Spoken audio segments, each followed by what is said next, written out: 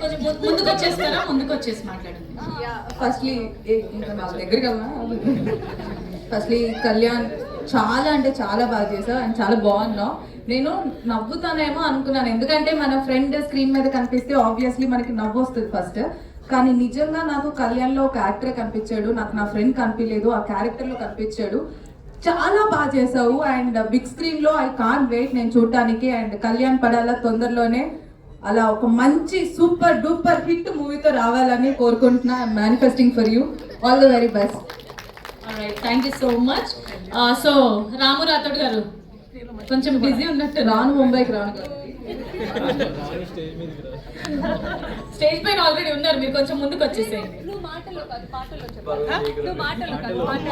వాడు ఆల్రెడీ నాకు సార్ చెప్పమన్నప్పుడు చెప్పలేకపోయాడు.